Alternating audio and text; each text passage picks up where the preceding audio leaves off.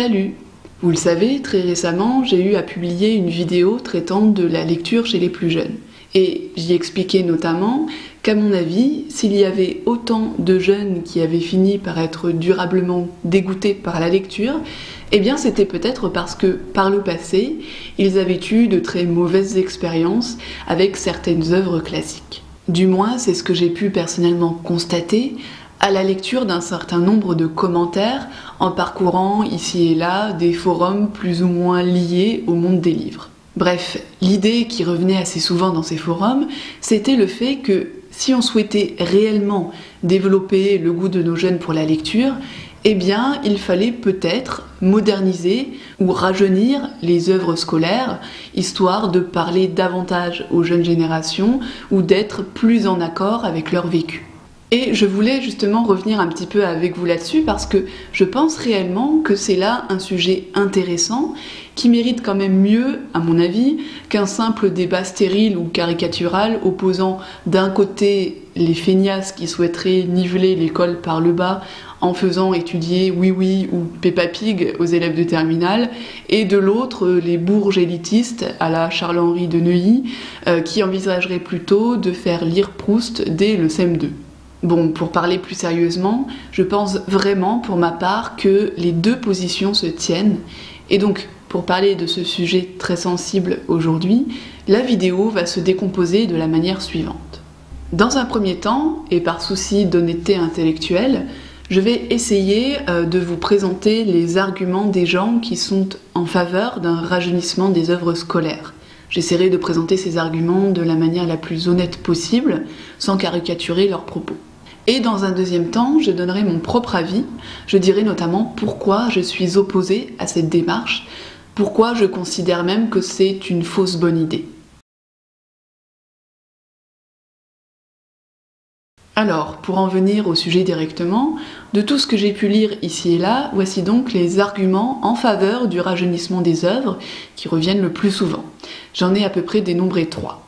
Le premier argument, c'est le fait que les œuvres dites classiques ne parlent plus vraiment aux jeunes d'aujourd'hui parce que le nombre d'années qui les séparent du monde contemporain sont devenus un frein à la compréhension. Autrement dit, sans les références culturelles et sociétales ad hoc, eh bien, un certain nombre d'aspects de l'œuvre peuvent échapper ou échappent aux jeunes lecteurs d'aujourd'hui.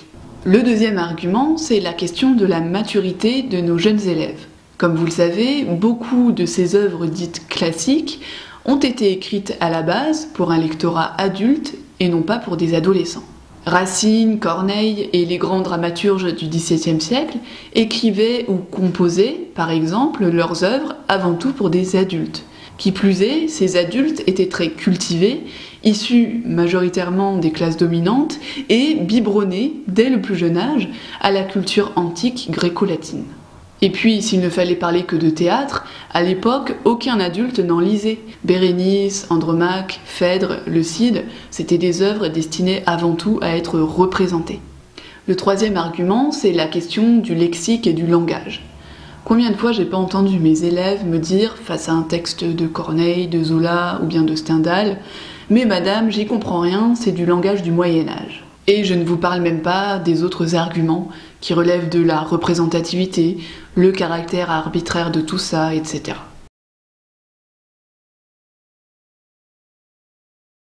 Alors, pourquoi suis-je donc opposée à ces arguments qui, encore une fois, comme vous avez pu le voir, peuvent aisément se comprendre? Alors, avant de donner mon avis, je commencerai d'abord par une petite boutade.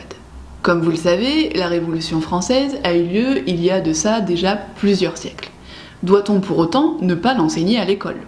Alors, bien évidemment, parmi les auteurs classiques, je sais bien qu'il y a infiniment plus d'hommes que de femmes.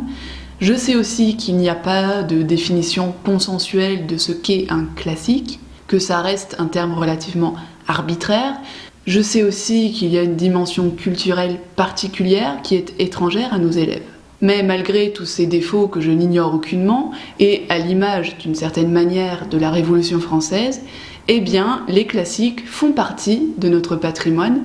Et en tant qu'enseignante, je pense très sincèrement qu'il est de mon devoir de transmettre à mes élèves cet héritage commun qui est le nôtre. Je le dis d'autant plus qu'aujourd'hui, j'ai remarqué que, certes, La révolution numérique, Internet et les réseaux sociaux ont apporté de grandes choses et ont donc mis à la portée de tous une culture de masse, mais j'ai également constaté que notre société est en train de se diriger tout droit vers une sorte de ghettoisation culturelle rampante. Je m'explique.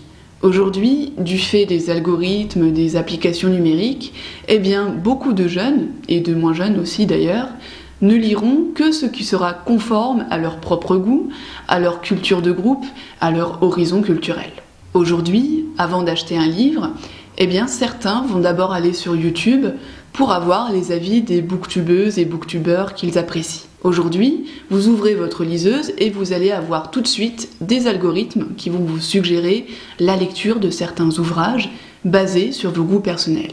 Bref, tout ça pour dire qu'il y a une tendance qui s'installe dans la société et que nous sommes comme encouragés à rester dans nos petites habitudes, dans notre petite case culturelle, littéraire, artistique. Or, d'après moi, ce qu'on appelle la culture, c'est ce qui devrait précisément nous permettre de nous émanciper en tant qu'être humain, d'élargir nos perspectives, d'avoir le courage de penser contre nous-mêmes, contre nos préjugés, de façon à nous sortir de nos schémas préconçus, à nous tirer de nos ghettos.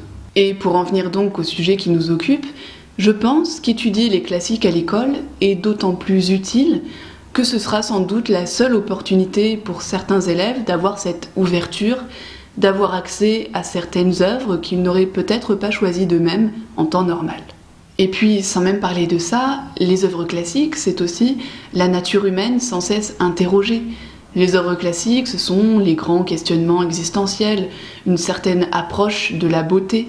On a tous forcément fait cette expérience un jour. Après avoir vu un film magnifique, après avoir lu un livre bouleversant, quelque chose s'est passé en nous. On n'a plus été exactement la même personne qu'auparavant. On a gagné en consistance, en maturité, en humanité. Certains films nous ont motivés alors que nous étions dans la dépression. Certains livres nous ont sauvé la vie alors qu'on était victime de maltraitance. D'autres ont créé en nous des vocations face aux injustices relatées dans certains livres. D'autres encore nous ont fait prendre conscience d'un certain nombre de choses, nous ont fait grandir, etc. Si on considère donc que les œuvres classiques, c'est ce qui a été fait de meilleur par l'humanité dans le passé, en termes d'œuvres de l'esprit, en termes de nature humaine sans cesse interrogée, je crois vraiment que tout un chacun mérite réellement d'y avoir accès au moins une fois dans sa scolarité. Pour conclure, et encore une fois, je n'ai pas fait cette vidéo pour dire que ceux qui étaient en faveur d'une modernisation des œuvres classiques étudiées à l'école n'avaient rien compris. Les classiques, comme on dit, n'ont pas toujours été les mêmes et ils ont toujours été source de débat. Croyez-moi, ça date vraiment pas d'aujourd'hui. Je conçois bien évidemment qu'on puisse ne pas aimer Madame Bovary ou Le Rouge et le Noir, qu'on se soit ennuyé à mourir à la lecture du Père Goriot, ou encore qu'on n'ait absolument rien compris aux tragédies de Racine. Toutefois, dans le cadre scolaire, il ne s'agit pas simplement d'aimer, mais de faire découvrir et pourquoi pas réfléchir aux grandes questions existentielles. Et puis c'est quand même notre rôle en tant que professeur de faire en sorte que les élèves aient des clés de lecture de manière à apprécier davantage, ou non d'ailleurs, l'œuvre en question. Dans tous les cas, et je conclurai vraiment là, on n'est pas obligé d'aimer Flaubert ou Stendhal. C'est pas parce que X ou Y va préférer lire de l'heroic fantasy ou de la science-fiction qu'il sera inférieur aux autres. Moi-même, en tant qu'enseignante, il y a des classiques que je n'apprécie pas forcément. Pour autant, la littérature et l'écriture n'en restent pas moins mes passions. Bref, je finirai par cette citation d'Italo Calvino : « Un classique est un livre qui n'a jamais fini de dire ce qu'il a à dire. » Voilà, je vais vous laisser sur ces mots. J'espère que cette vidéo vous aura plu. Si c'est le cas, pensez à la liker, à vous abonner et à activer la cloche. Vous pouvez commenter pour nous dire ce que vous pensez personnellement de ce débat. Et enfin, n'hésitez pas à venir nous rejoindre sur Facebook, Twitter et Instagram. Sur ce, je vous laisse, prenez soin de vous et à la prochaine, salut!